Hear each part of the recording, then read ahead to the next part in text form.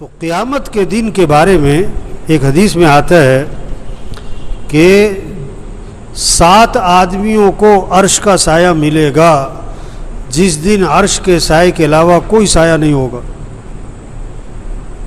جو اتنا ہولناک دن ہے، اتنا خوفناک، اتنا شدت والا، 7 قسم کے لوگ ہیں وہ مزے کریں گے. 7 قسم کے لوگ، ان کو کوئی خوف نہیں، کوئی غم نہیں، کوئی پریشانی نہیں، کوئی دہشت نہیں کسی قسم کی. 7 قسم کے لوگوں کو عرش کا سایہ ملے گا جس دن عرش کے سائے کے علاوہ کوئی سایہ نہیں ہوگا. اب یہ شوق ہو کہ بھی میں بھی ان 7 میں سے آ جاؤں، کسی ایک میں جذبہ ہو. اب ہم دیکھیں ہم ان 7 میں کہیں آ رہے ہیں. پہلا ان 7 میں سب سے پہلا کون ہے؟ فرمایا کہ عدل کرنے والے حکمران. عہدہ ملا ہوا ہے، اختیارات ملے ہوئے ہیں. اب اپنے اختیارات کو، اپنے عہدے کو غلط نہیں استعمال کرنا، کسی پہ ظلم نہیں کرنا. حکمران صرف کیا ہے، وزیر اعظم صاحب نہیں ہیں، صرف جج صاحب نہیں ہیں، ہمارا SHO بھی، ہمارا تفتیشی بھی، SP بھی، IG بھی، جتنے بھی ہیں جن کا عدلیہ سے تعلق ہے، جتنی پولیس سب اس میں آ رہے ہیں، جتنے جج ہیں سب اس میں آ رہے ہیں. عدل کرنے والا حکمران سب سے پہلے اس کو عرش کا سایہ ملے گا. ظلم نہیں کرنا. سگے بھائی نے کسی پر ظلم کیا ہے، اب بھائی ہے ظالم، ایک اجنبی آدمی، عام آدمی ہے مظلوم، اب کس کا ساتھ دینا ہے؟ کس کا ساتھ دینا ہے؟ مظلوم کا. بھائی کا ساتھ نہیں دینا، یہ ظالم ہے. ابھی تو توبہ توبہ اس وجہ سے ساتھ دیتے کہ میری برادری ہے، حالانکہ پتہ ہے کہ ظالم ہے یہ، لیکن برادری کی وجہ سے ساتھ دے دیتے.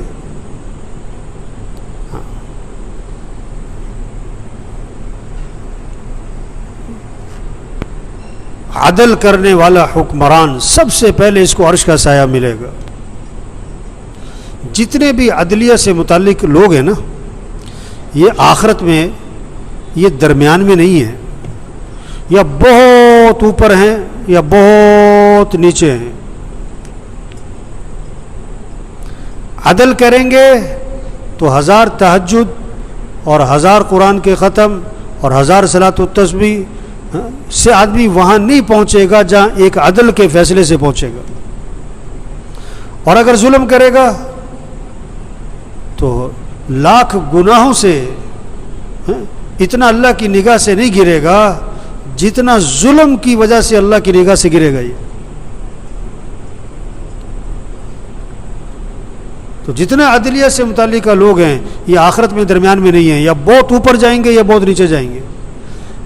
ان کا ہر فیصلہ یا عدل ہے یا ظلم ہے. کسی کو پکڑنا، کسی کو چھوڑنا، کسی کی سفارش، یا عدل یا ظلم. تو سب سے پہلے جس کو عرش کا سایہ ملے گا کون؟ عدل کرنے والے حکمران. دوسرا وہ نوجوان جو جوانی میں اللہ کی عبادت کرے. جوانی طاقت ہے، قوت ہے. اپنے آپ کو گناہوں سے روکو، اپنے آپ کو شریعت کا پابند بناؤ. بڑھاپے میں بھی توبہ کرنا بڑی بات ہے، لیکن جوانی میں توبہ کرو، جوانی میں اللہ کی اطاعت کرو، جوانی میں اللہ کے فرما بردار بنو، شریعت کے پابند بنو، سنت کے پابند بنو. شیطان نے نوجوانوں کا ذہن کیا بنایا؟ ابھی تو ہم جوان ہیں، جب توبہ ہو جائیں گے، جب بوڑھے ہو جائیں گے تو توبہ کریں گے، جب بیمار ہو جائیں گے، جب بوڑھے ہو جائیں گے، ابھی تو انجوائے کرو. کہتے در جوانی توبہ کردن شیوائے پیغمبری. جوانی میں توبہ کرو، جوانی میں اطاعت کرو، فرما برداری کرو. اپنی جوانی کی طاقت کو اللہ کی اطاعت میں لگاؤ، فرما برداری میں لگاؤ. تو دوسرا کون؟ جو جوانی، وہ نوجوان جو جوانی میں کیا ہے، اللہ کی عبادت کرے، اللہ کی اطاعت کرے، نمازوں کا اہتمام، روزوں کا اہتمام، اعمال کا اہتمام، آنکھوں میں حیا، زندگی پاکیزہ، برائی سے اپنے آپ کو بچایا ہوا ہے. تیسرا جس کو عرش کا سایہ ملے گا وہ کون ہے؟ وہ مسلمان جس کا دل مسجد میں اٹکا رہتا ہے. مسجد اللہ کا گھر ہے, اللہ سے تعلق ہوگا, اللہ کے گھر سے بھی تعلق ہوگا. جس سے محبت ہوتی ہے اس کے گھر سے بھی محبت ہوتی ہے. اللہ کے گھر میں آ کے اس کا دل لگے گا, اطمینان محسوس ہوگا, ایک حلاوت, خوشی محسوس, انبساط محسوس ہوگا. مسجد سے جاتے ہوئے طبیعت پہ گرانی ہوگی اور فکر ہوگی دوبارہ مسجد میں آنا ہے, دوبارہ مسجد میں آنا ہے. جس کا دل مسجد میں اٹکا ہوا ہے, مسجد میں دل لگتا ہے. اب ہم دیکھیں ہمارا دل مسجد میں کتنا کا لگتا ہے. ایک بہت بڑا طبقہ ہے وہ تو مسجد میں آتا ہی نہیں ہے. ایک طبقہ مسجد میں آتا ہے, نماز سے 2 منٹ پہلے پہنچتا ہے اور سلام پھرتے نکل جاتا ہے. مسجد میں دل نہیں لگ رہا. سعید بن مسیب رحمۃ اللہ علیہ فرماتے ہیں 20 سال کے عرصے میں کبھی ایسا نہیں ہوا کہ آذان ہوئی ہو اور آذان سے پہلے میں مسجد میں موجود نہ ہوں. آذان سے پہلے مسجد میں. ابھی تو نماز سے 10 منٹ پہلے ایسے لگتا ہے جیسے کسی نے آنے کوئی نہیں ہے, اور نماز کے 10 منٹ بعد ایسے ہوتا ہے جیسے آئی کوئی نہیں تھا. دل نہیں لگ رہا مسجد میں. تو عرش کا سایہ ملے گا کس کو؟ جس کا دل مسجد میں اٹکا ہو, مسجد میں دل لگتا ہو. چوتھا جس کو عرش کا سایہ ملے گا وہ 2 مسلمان جو اللہ کے لیے آپس میں ملتے ہوں اور اللہ کے لیے جدا ہو جاتے ہوں. جن کا ملنا جلنا اللہ کے لیے, دین کے لیے.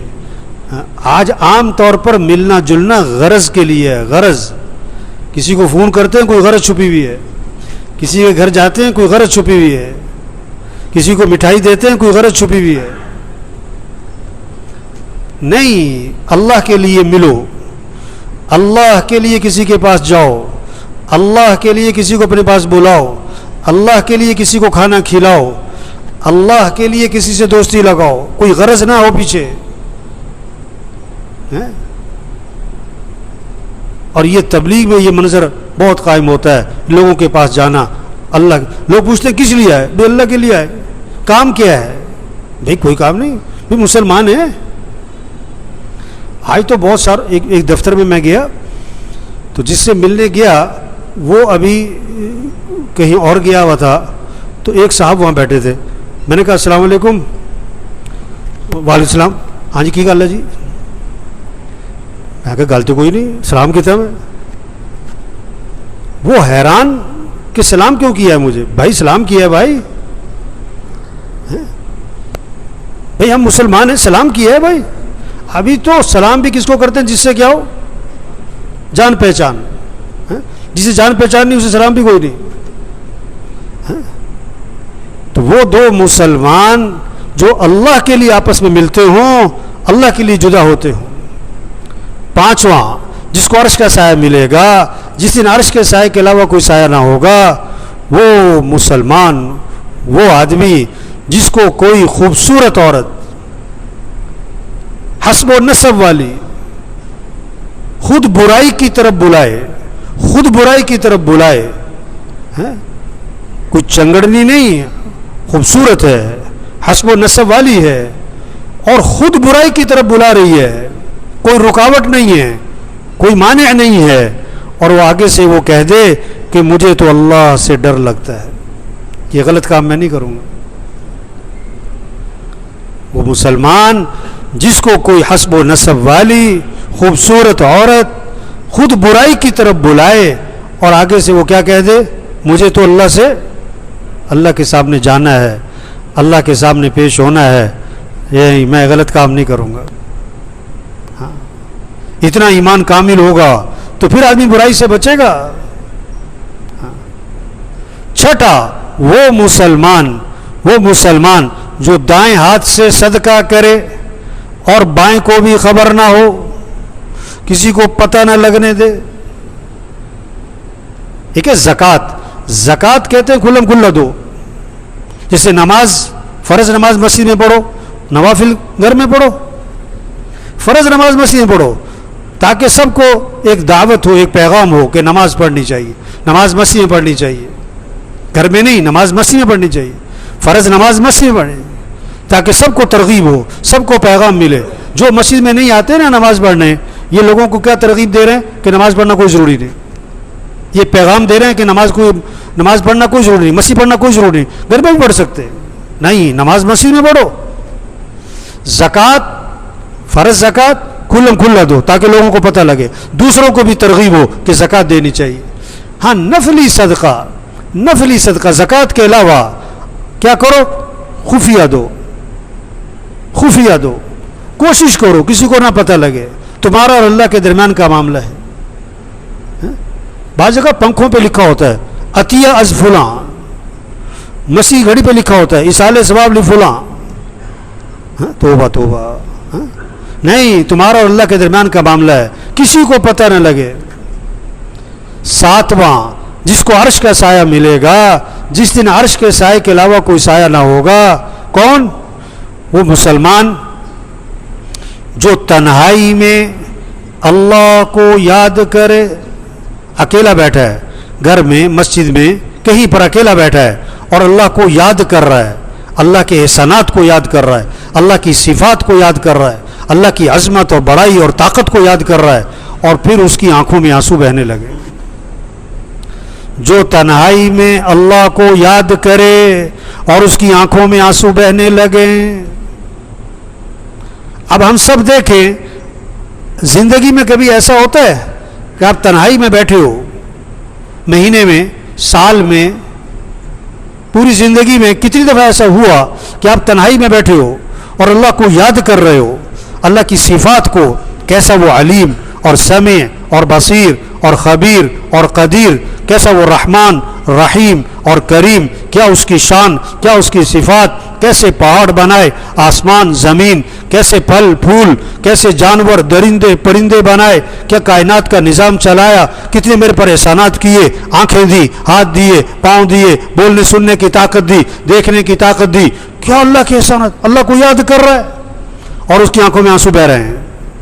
آپ سب دیکھو، آپ کو مہینے میں کبھی ایسا ہوتا ہے؟ سال میں کبھی ایسا ہوا؟ تنہائی میں اللہ کو یاد کرے اور اس کی آنکھوں میں آنسو بہنے لگے، اس کو عرش کا سایہ ملے گا جس دن عرش کے سایہ کے علاوہ کوئی سایہ نہ ہوگا. تو یہ 7 آدمی ہیں، 7 آدمی جن کو عرش کا سایہ ملے گا قیامت کا دن. ہولناک، خوفناک، خطرناک، دہشت والا 7 آدمیوں کو سایہ ملے گا. پہلا کون؟ عدل کرنے والے حکمران. عدل، ظلم نہیں کرنا کسی پہ. دوسرا، وہ نوجوان جو جوانی میں اللہ کی عبادت کرے، جوانی اللہ کی اطاعت میں لگاؤ، اللہ کی فرما برداری میں لگاؤ. تیسرا، وہ مسلمان جس کا دل مسجد میں اٹکا رہتا ہو، جس کا دل مسجد میں دل لگنا چاہیے. کچھ وقت طے کرے، مسجد میں بیٹھنا ہے، 1 گھنٹہ، آدھ گھنٹہ، چلو ہفتے میں 1 گھنٹہ مسجد میں بیٹھنا ہے مجھے بھائی. چلو ہفتے میں 1 دن، جمعے کے دن عصر سے مغرب مسجد میں رہنا ہے بھائی، مسجد سے باہر نہیں جانا ہے. سارے دنوں کا سردار جمعہ ہے اور جمعے کے دن کا سب سے بہترین وقت عصر سے مغرب ہے، مسجد میں گزارو. چلو کبھی تو گزارو. وہ مسلمان جس کا دل مسجد میں اٹکا رہتا ہو. چوتھے، وہ 2 مسلمان جو اللہ کے لیے آپس میں ملتے ہوں، اللہ کے لیے جدا ہوتے ہوں. آپ دیکھو، آپ کے دوستوں میں کوئی ایسے دوست ہیں کہ جن سے ملنا جلنا صرف اللہ کے لیے، کوئی غرض، کوئی دکان، کوئی دفتر، کوئی کاروبار، کوئی سفارش، کوئی لین دین نہیں، کچھ نہیں ہے، صرف اللہ کے لیے ملنا ہے. ایسے کوئی دوست ہوں جن سے ملنا صرف اللہ کے لیے ہو. ہاں.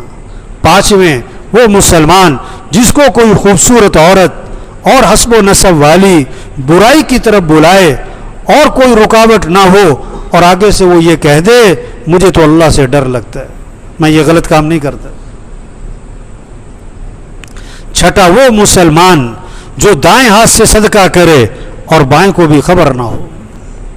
اور 7واں، وہ آدمی جو تنہائی میں اللہ کو یاد کرے اور اس کی آنکھوں میں آنسو بہنے لگے.